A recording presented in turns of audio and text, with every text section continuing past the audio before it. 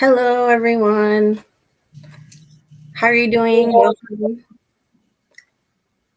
Good morning and welcome to the session. I guess it's still morning for about a minute or so. So we started right at 12 o'clock.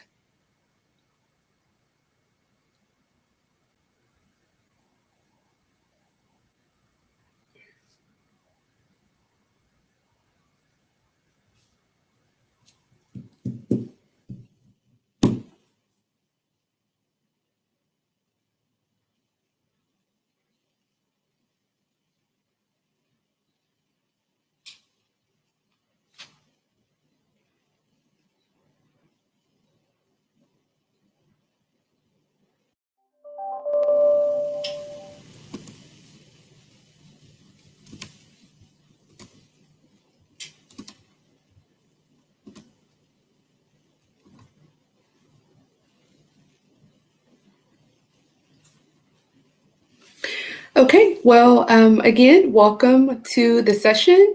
We are so excited to have you here today. My name is Antoinette Boyd, and I work at Maryville University, where I serve as the Director of Career Success and Professional Development.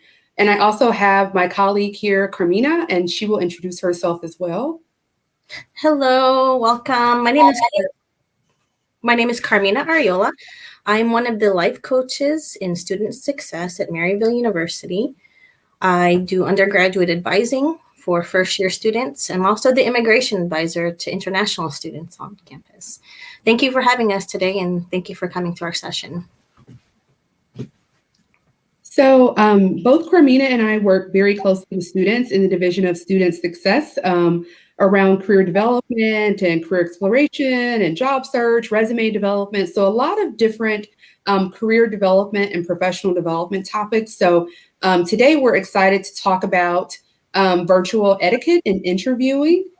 So we have a quick video that we want to show you just to kind of set the tone for why we're going to talk about some of these things today.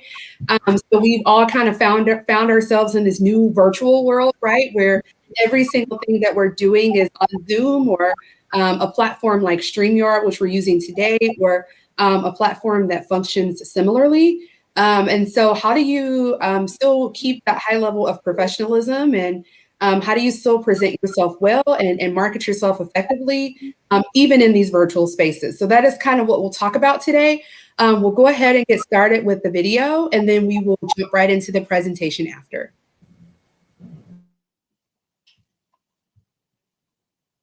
Kills viruses in just one. What did you do, Mom?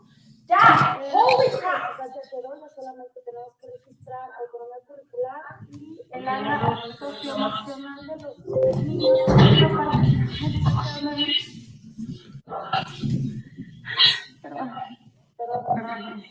Their concern is that they want.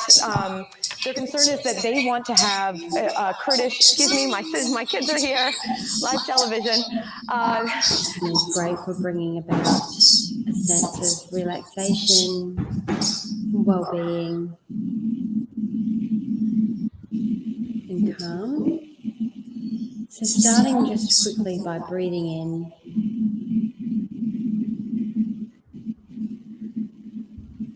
And breathing out.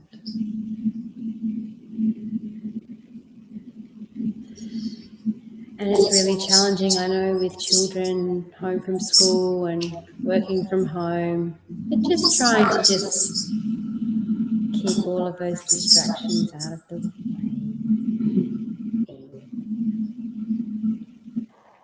600,000 people applied yesterday, and that's, of course, only 1/4 of the total amount of people. And you just met Lulu. I'm sorry, but I have to say, Glenn, that is fabulous. This is maybe the first cat sighting in all of the home offices across CTV. So, she's friendly. Another tough issue he wants lawmakers to address is liability.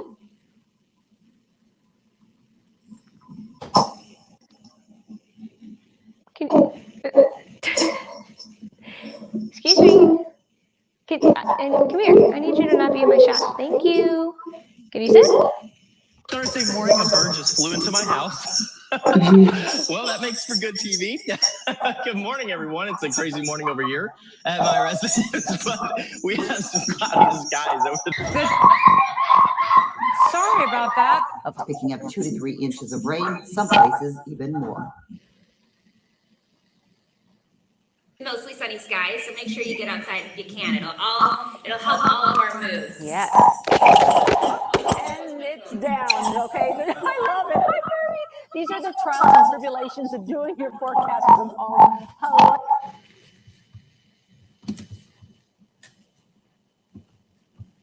Okay, so that was just a quick funny video to show just some things that are happening in the virtual space as we all work from home, and how you can be sure that if you're meeting with an employer or having a virtual interview, just some tips to be mindful of to avoid some of those funny situations that may happen to all of us. So we're going to go ahead and jump into the presentation.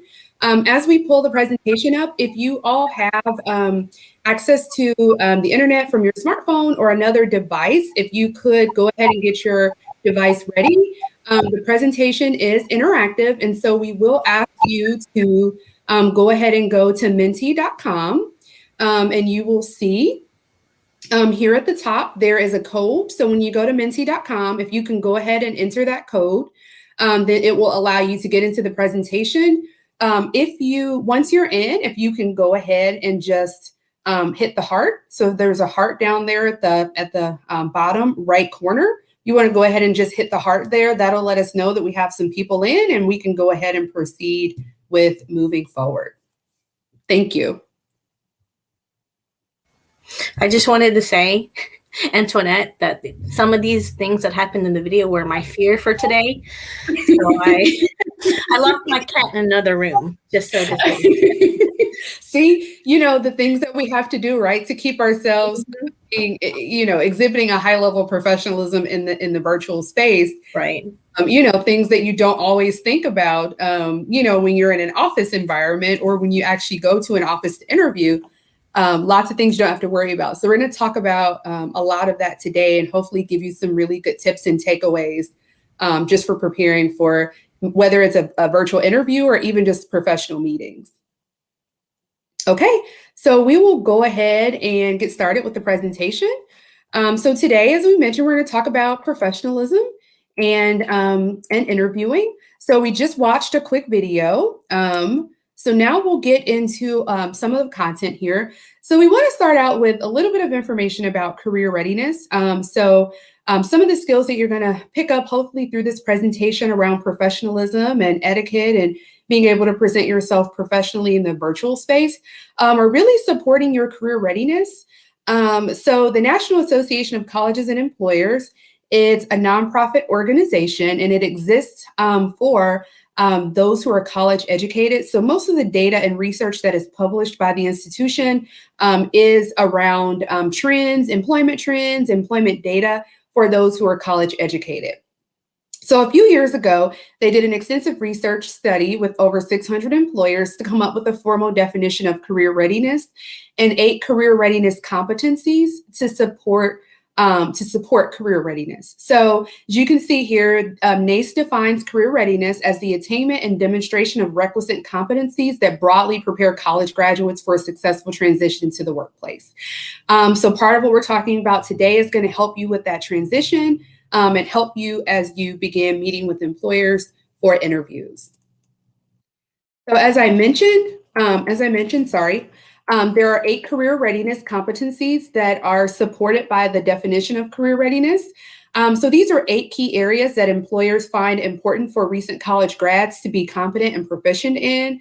So through the research with NACE and over 600 employers and recent college grads, it was found that there's a gap between the level of proficiency of where college grads think they are with these skills and where employers think they are with these skills.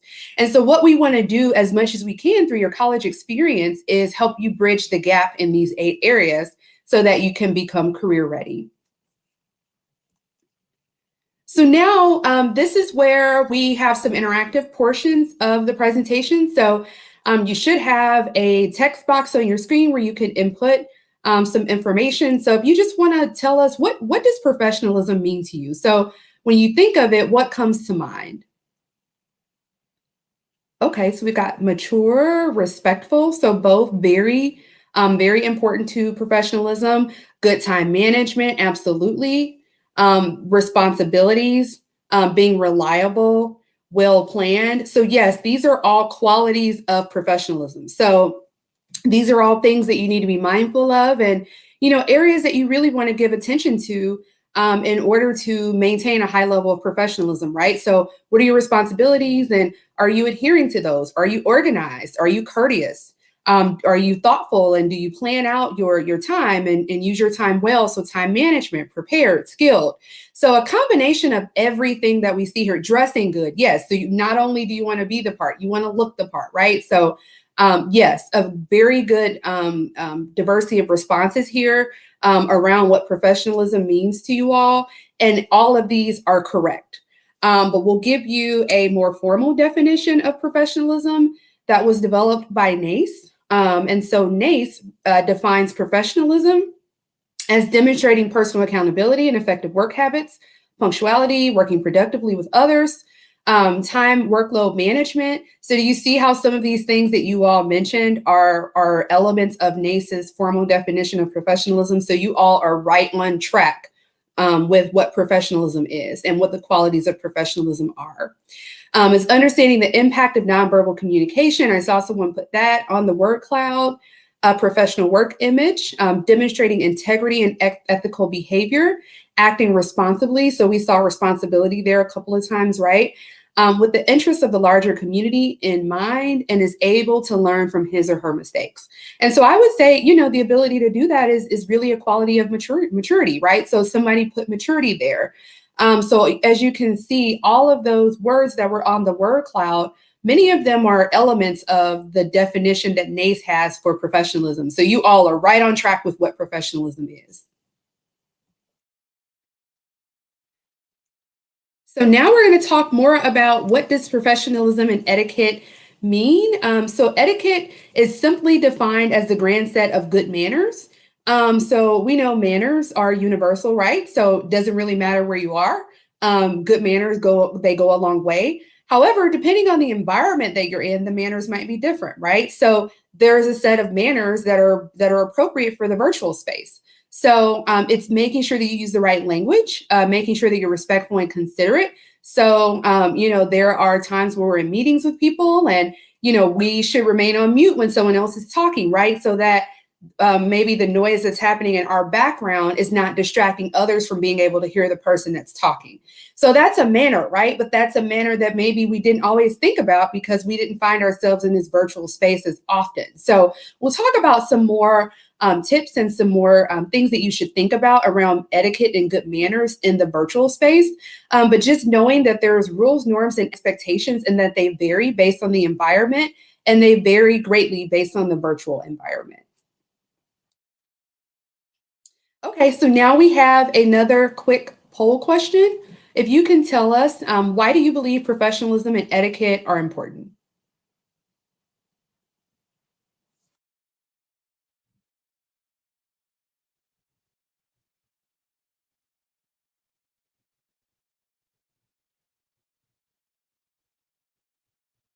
Are you all able to see the question on the screen and enter a response there?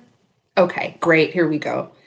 Okay, because they set standards. Yep. So we talked about that standard of behavior, right? That you should always be at that certain standard or beyond, never dropping below what the standard of etiquette and rules and norms are for the environment, making a good impression. That is a great response. So when we get into the interviewing portion of this presentation, that will be hugely important because everything that we do around interviewing is all about making a good impression. And so once the impression is made, it kind of sticks for a while. So if your first impression is not a good one, you can overcome it, but it's going to take a long time to do that.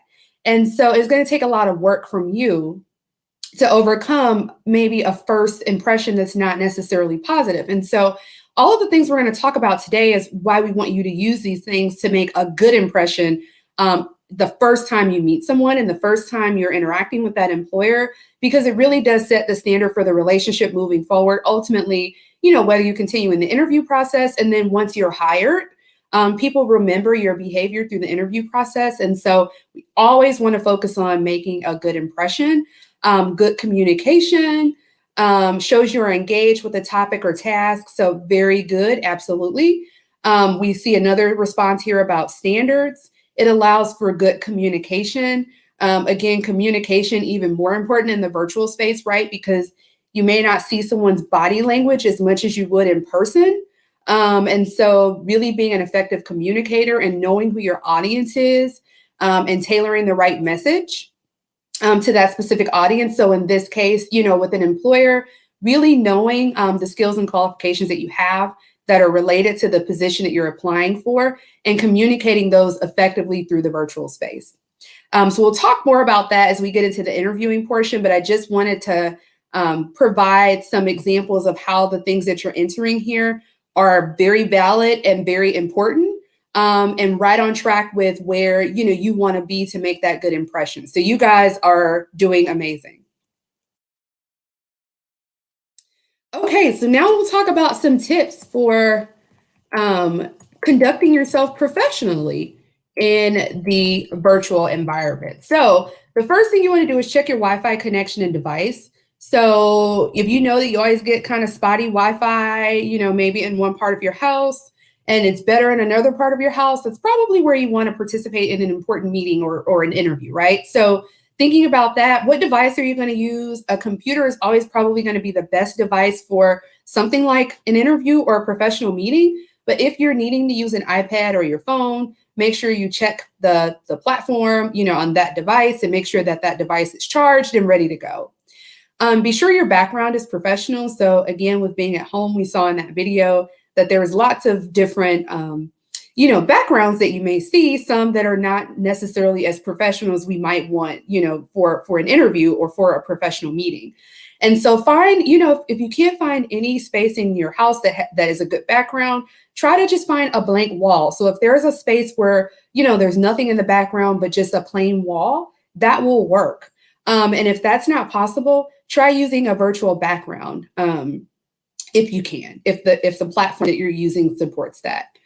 So limit noise and distractions. So we saw in that video that most of the people who were, faced with like kids or dogs or pets or birds or whatever else it might have been that, was kind of distracting in the background. Sometimes those things might be beyond your control. Like if there's something happening outside, you really can't control that, but you can control as much as you can the environment within your home. And so if there's a room that you can go in and kind of lock yourself in there for 30 minutes or an hour for the time that you need for your meeting or your interview, do that. And if you need to let everybody else in your house know, if you live with other people, hey, for the next hour, I'm going to be on a virtual interview. So if you guys could really be quiet and just kind of give me some privacy for an hour, I would appreciate that. Just to kind of set the tone for them as well, so that they know that you're doing something that's really important. You always want to use your video. So you don't want to go to a professional meeting or an interview and, just kind of log in and all they see is your picture or your name and they're not able to see you.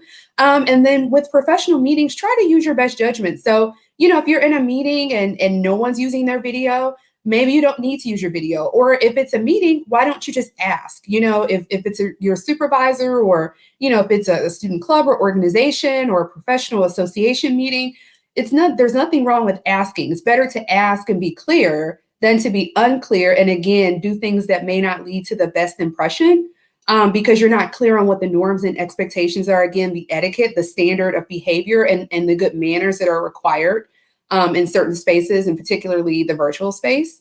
Remain on mute when you're not speaking. So we talked about that. Making sure that, you don't have a lot of background noise that's going to interfere with others who may be speaking. And then you want to maintain the right body language. So use good posture, use good eye contact. So you can still do those things very well in the virtual space. And then you want to dress for success. So, when we're at home, we're comfortable. It's easy to, just want to have on a sweatshirt or, pajamas or whatever, but go ahead and dress the part because you're going to feel much better. And you're going to be able to present yourself much more effectively. Okay, so now we're going to talk about interviewing, and I'm going to turn it over to my colleague Carmina, who's going to talk to you about some tips for interviewing in the virtual space. Thank you, Antoinette. Okay, if everybody could answer this next question, please rate your level of confidence with interviewing. And if you, okay, it looks like a lot of people are feeling confident. That's good. Not complete confidence. It looks like they're right down the middle so far. But we're hoping after this presentation, you'll feel highly confident with some of the tips that we're going to give for you today. Okay, so before the interview, it's important. Hopefully you have a week or so to prepare yourself, okay, before the interview. It's important that you do some self-assessment, okay? Engage in some self-assessment and reflection. So a couple of things I ask myself before any interview is 5 questions, okay? And again, if you have time, it'd be good if you prepare yourself. If not, I understand. But if you have some time, it's good to ask yourself, what past accomplishments are you most proud of? It doesn't necessarily have to be from your past work experience. It could be any academic experience you have, any internship experience, and some personal experience as well. From part-time jobs and like I said, anything professional or personal. Okay. Another thing you can ask yourself, what are 3 things you want to get better at or improve upon? And again, it could be work related or it could be personal. I know the past year has been rough. So think about what you learned this past year. How did you improve yourself? What did you work on? Okay. Some other questions I asked myself in preparing for an interview is, what would your past colleagues or classmates or employers or even professors say is best about working with you? And then another question to prepare is, where do you want to be in 3 to 5 years? So back to identifying strengths and opportunities for growth and examples. Think about 5 strengths that you have in yourself. I'm a strategic thinker. I'm analytical. I'm a learner. I'm good at executing. I'm an achiever. I'm very consistent and deliberative. And then understand your value and what you can bring to an organization. Have that ready, because I guarantee a lot of employers are going to ask that question for you. And then consider how your coursework and activities align with the responsibilities of the role that you're applying for. For instance, if you're going to be applying for an accounting job, what are some classes and courseworks and activities that help prepare you for this role? And next slide. Okay, so now that I've mentioned a few strengths, I want a couple of you to write down a strength that you possess. I know this is a tough question because it's hard to think on the spot, right? But if you have these prepared at hand, then I guarantee that you will ace this interview. I have good communication skills. I'm a competitor. I'm very self-assured. You're very analytical. You have a lot of empathy. You're mature. I love this. Very hardworking. Awesome. I like this a lot. Very adaptable, responsible, organized. Those are definitely things employers want to hear. Have good ethics. I like that. That's very important.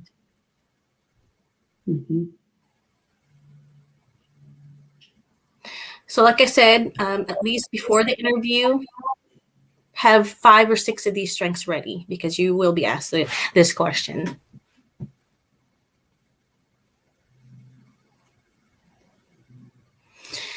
This is super important. I do not know any interview where I haven't been asked about the company itself. So before the interview, please research the company. Of course, the name of the company, search their website, look up their company history and growth, any current challenges within the company or industry, and their company mission and values and vision. I guarantee you I have been asked this question a multitude of times. For example, let's say you were applying for Maryville.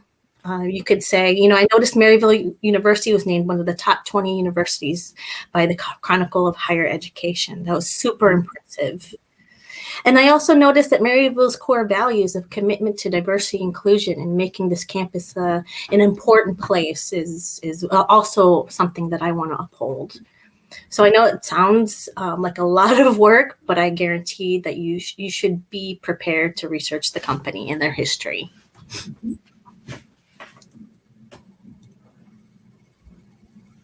And then before the interview, make sure you verify the details. I can't tell you the time. Many students, I'll have an appointment with the student and they think the interview is going to be in Eastern time zone when in fact it was in Central time zone. So I'm sitting here for an hour waiting for a student to show up and they end up showing an hour late. So please make sure you have the interview details, the date, the time, the method down packed. And the structure, is it going to be a panel interview? Is it going to be standard one-on-one? Or will it be a behavior-based interview? It's very common nowadays for an interview to last a half a day or a whole day. And then for you to be interviewing with more than 5 people in the room. It can get intimidating, but if you know that ahead of time, it'll help you become more comfortable.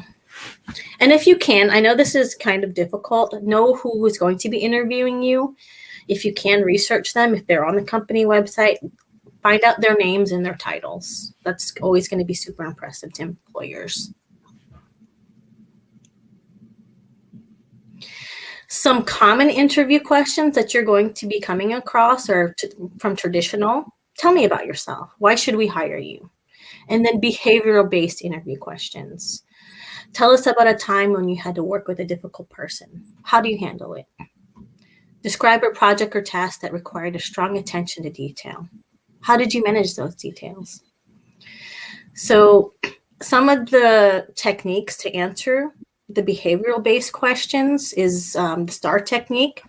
I'm not sure if any of you have heard of it, but it's a good technique to answer any behavioral-based questions. So I've shown you some behavioral-based questions. Tell us about a time when. Describe a time when. And then we're going to tell you what STAR means, okay? So STAR is the first letter, STAR. Tell us about a situation, okay? Think about a situation when. And the T stands for technique. How did you achieve? What did you do to accomplish that technique or task? What are the actions you've taken? And then what were the results? So usually when I start to answer that question, I think of STAR. Situation, the technique, the task, the action, and then the results. Antoinette, did you have anything to add about the STAR technique? So one thing that the STAR method does is it allows an employer to see how you've worked through a situation in the past. Behavior-based interview questions work on the premise that past behavior is likely a predictor of future behavior. So how you've handled situations in the past, you're likely to handle them in the future. And so employers ask you these questions because they ask you, they want you to talk through scenarios that you might find yourself in if you were hired for a role at their company. And they want to see how you face these challenges or maybe difficult situations or projects in the past, because then they want to see how you would handle it if you, if you were to be hired for their company. So one thing I would say to think about is to think about, specific actions that you took that yielded positive results. And so we know that there's a result, right? But the result may not always be ideal or positive. And so really think about some situations in which you've had, through coursework or course projects or, being a student leader on campus or even through part-time positions that you may have held or internships. What are some actions that you took that led to positive outcomes or positive results? And so really that's what the employer is looking at is how did you take a really difficult situation and, what techniques and tasks were associated with that situation? And what actions did you take to ultimately produce a really positive outcome for what may have seemed really difficult or challenging in the beginning? So sometimes just kind of understanding the why behind it of why is the employer even asking me this? Well, they're asking because they want to know how you handle these things. And so they ask you to talk through how you handled it before, because then they think you're likely to handle it that way again. And so you want to give them as much detail to show them that your actions that you took were well thought out based on the situation and that you intend a positive result. Now, if you ever share an example that doesn't lead to a positive result, the best thing for you to do is talk about what you learned from it and how you maybe apply that to a future situation. That's great as well, because again, we're human, and the employer doesn't expect you to be, someone who is perfect without, having made any mistakes in the past. But we don't want to focus on those. We want to make sure that we turn those into a positive by talking about what we learned. Awesome. Thank you, Antoinette. Mm-hmm. So how do you respond to these interview questions? Okay. Rephrase the question, answer directly and succinctly. And then do not continue to talk once the question is answered. And I'm guilty of this, I think, more than enough times, is to continue and talk and over talk. But once the question is asked or answered, then just stop there. And then make sure you've addressed all parts of the question. And then sometimes, I admit, this happened to me once. I got confused, but you can also ask the interviewer to restate the question if it does confuse you, okay? And just always be positive.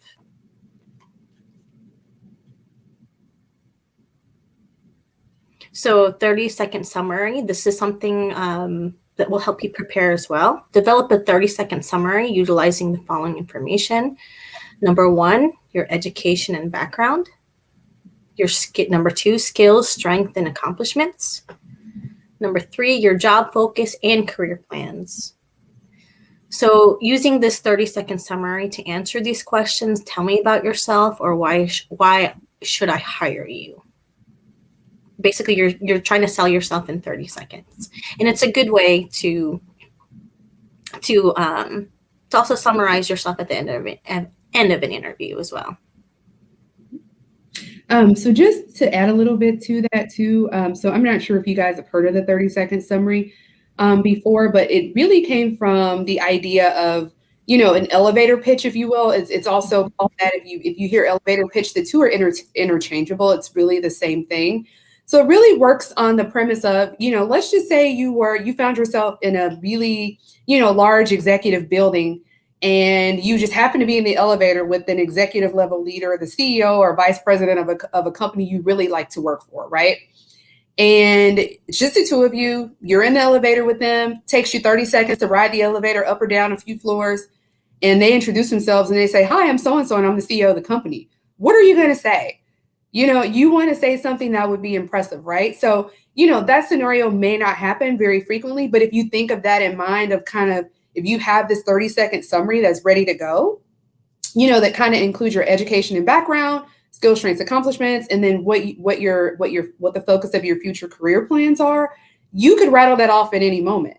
So it doesn't matter if you're in the grocery store and you're in line with someone and they say, "Oh, I work at blah, blah, blah company." "Oh, I didn't know you worked there. I saw that they had some internships." And you could rattle off your 30-second summary and tell that person about yourself in a very professional way. So this is something that I just recommend. You don't have to have an interview. Go ahead and just start working on this now, because you will find yourself, especially as a student leader, in multiple situations where people will ask you to introduce yourself, and it can really support your career readiness and connect you to an opportunity if you do it effectively. So really just start thinking about this and crafting that and practice it until it gets to a place where you feel really comfortable and you feel really good about it.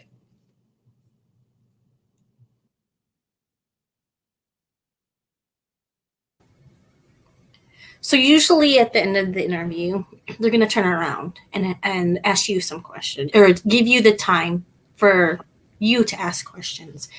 And it's super, super important to make sure you ask questions. Do not leave the interview without asking anything.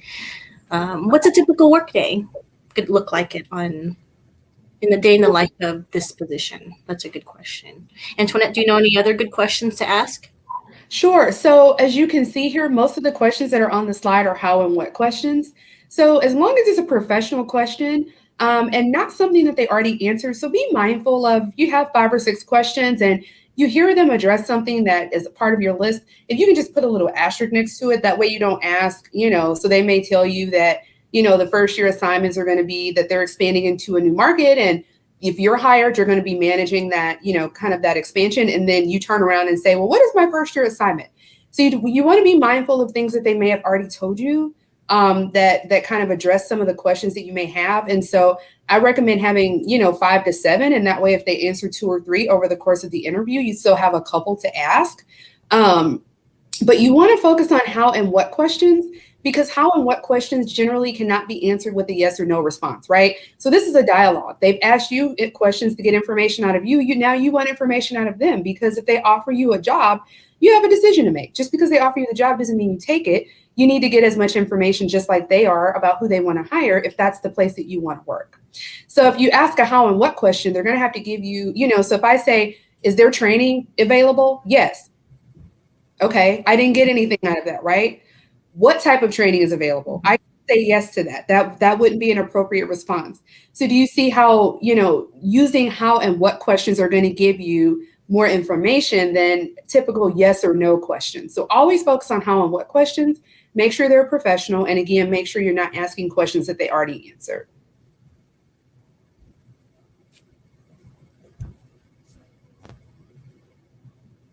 So some tips to prepare yourself for a virtual interview. Hopefully, again, you have enough time to prepare, at least a week or so. Participate in your interview alone. And then give yourself time to log in at least 15 minutes early. Use a reliable device. Test your device. Turn off your cell phone. Put it across the room. Turn it off. Turn the television off. Turn on your video. Greet interviewers warmly. Try to maintain eye contact during an interview. I know it's difficult. There might be multiple interviewers. There might be, it might be Zoom, Brady Bunch style, right? But try to maintain eye contact with the camera at least. And then again, maintain a high level of professionalism. And then, as Antoinette mentioned before, dress for the part, dress for success. Because, you'll very unlikely to get a second chance to make a first impression. This is super important tip. Do not discuss salary or pay until an offer is made. That will turn any job interview south if you ask about salary. Instead, you can research comparable positions in the field online, look at Glassdoor, look at other options online for that. Search reliable online resources for salary information. And then ask professionals in the field. There should be a multitude of sources that you can look at. Glassdoor is one of them. Antoinette, do you have any other? Faculty are really great resources for this. Mm-hmm. So very likely that your faculty member has worked in the field or has very close relationships with people who work in the field. So they may be able to tell you based on the size of a company, based on its structure, based on, the role, so the level of the position, they may be able to give you a range. And again, it probably not going to be exact, but what you're looking for is a range. And just knowing if that range is acceptable for you, because again, this is going to factor into your decision. Just because you're made an offer doesn't mean you take it. So you need to gather as much information as you can to make an informed decision for yourself. And, while salary, I hope, is not the only reason that you're driven to apply for and ultimately accept a job, it is an important factor. And so you want to get as much information as you can. Follow-up is super important after a job. So I like to take out a paper with me or a portfolio. Ask everybody for their contact information so you can follow up and ask questions. And I usually look up their email address afterwards on the website, or I'll ask the interviewee, the coordinator, for a list of all the people who interviewed me and their contact information, and send a quick note. I know it may sound old-fashioned, but you can easily send an email thank you as a follow-up to all your interviewers. And then the note should recap the interview and include any important elements that you may have forgotten during the interview. I've sent an email, and I've also said, hey, I forgot to mention this, but in the past, and then I'll mention something that relates to the job. Go ahead. Next slide. Okay, I'm sorry about that. No, go ahead. So now we want to ask you how you feel and We want you to interact again. We're just going to recap. Oh, there we go. What is career readiness? Anyone else want to respond? There we go.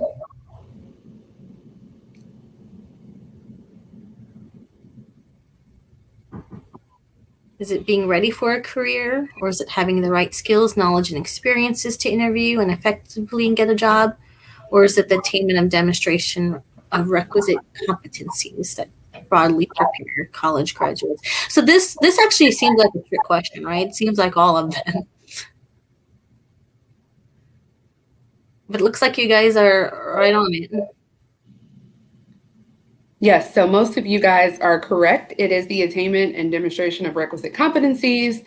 Like we talked about, that NACE defines as career readiness. So like I talked about in the research, there was no definition of career readiness prior to 2015. And so everything else, yeah, we can all say it's career readiness, right? Like, yeah, having the right skills, being ready for a career. But the formal definition, the only formal definition that exists, is the attainment and demonstration of requisite competencies that broadly prepare college graduates for a successful transition into the workplace. So when we say what is career readiness, we're talking about that formal definition. So looks like most of you got that correct. Awesome. What should you do before an interview? Self-assessment, company research, and verify the details. Should you practice answers to common interview questions, standard and behavioral based? Should you select a professional outfit to make a great impression, or all of the above? So yep, that was easy. All of the above are super important to prepare yourself for any interview.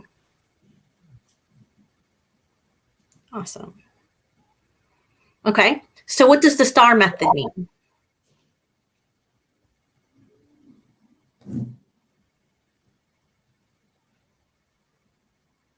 Just remember, you're the star.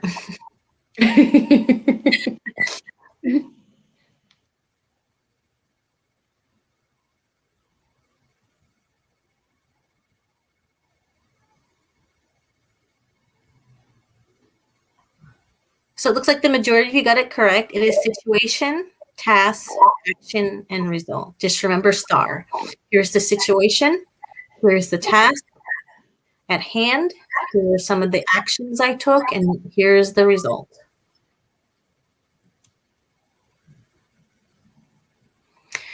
You should always ask questions during an interview. Okay, this should be easy.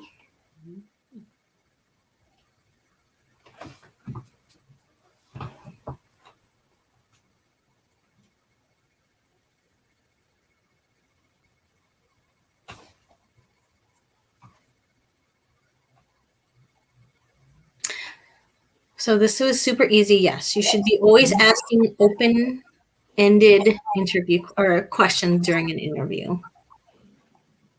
Okay. Should never let it go without asking a few questions.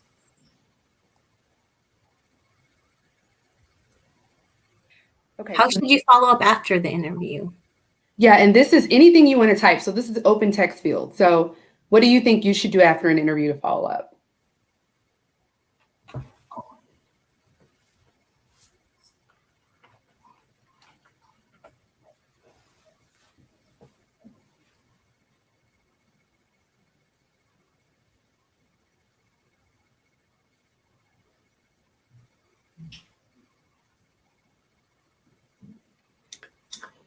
Awesome. It looks like everyone's good. Yeah, send a thank you note, email a thank you, email back saying thank you for an interview. Ask about the next steps, if any. Definitely. That's super important.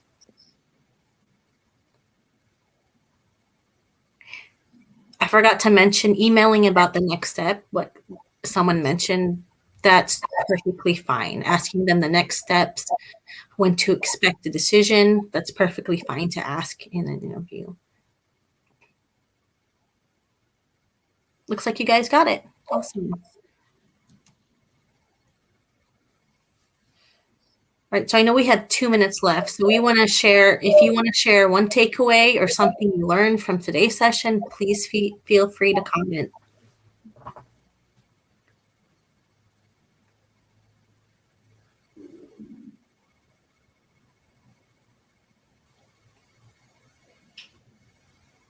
This is an open text field as well. Okay, there you go. The STAR method.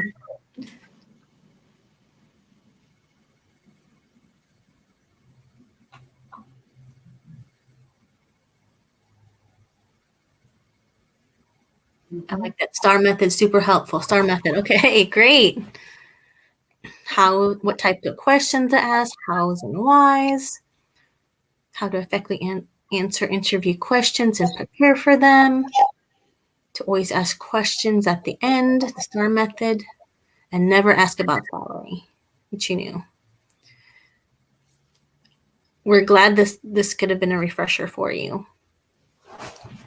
Okay.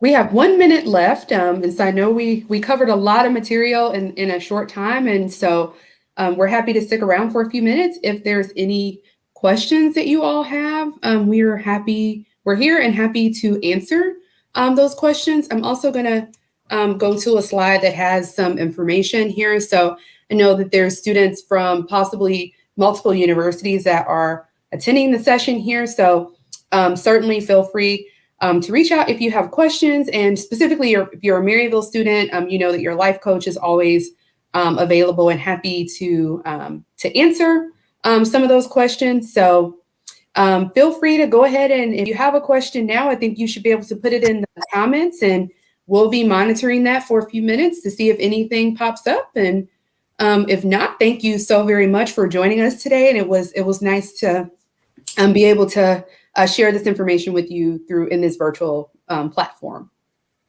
Thank you so much for joining us.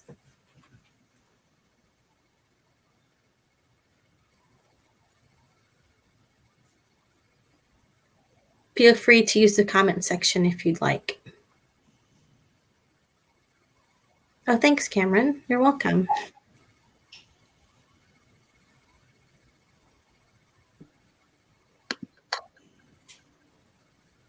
Thank you. Thank you. You're welcome as well.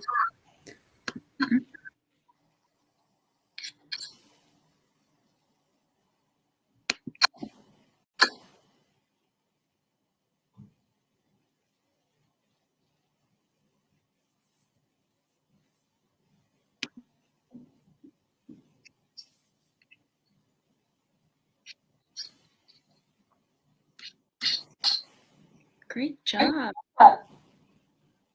Thank you. Thanks, Naomi. Yeah. I'm happy to help. It was really cool to see, and it seemed like the students really took a lot away from it. Oh, good. I'm glad.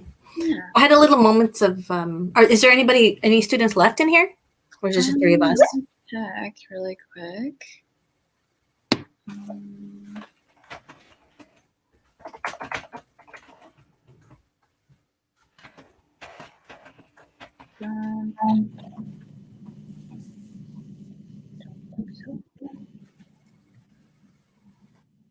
Oh. Okay, with asking about health insurance and company benefits, yes. So benefits and salary are pretty much go hand in hand. Hopefully, when you arrive for the interview, they will share with you some information about those company benefits that are available to you, or you might choose to do some research. Again, Glassdoor, sometimes the company website will house that information if you're really curious about that prior to being made an offer. But we would treat that the same as salary, and we wouldn't want to ask any questions about it. That's a great question, Cameron. Thank you for asking that. Yep, salary and benefits go hand in hand.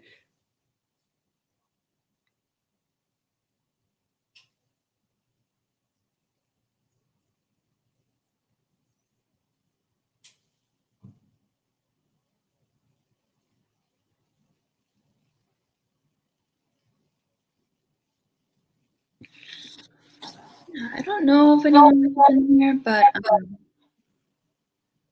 seems I can. Yeah. I mean, the presenter's info is also on the agenda if you want to shoot them any questions or anything like that. But yeah, I can end the broadcast in like 15 seconds, but please feel free to go to the wellness session and the closing afterwards at 1. Thank you. Is the same link, Naomi, or do I need to get on another link to see the other? So when you get into, so this is just the link for this session. I'm gonna end the broadcast.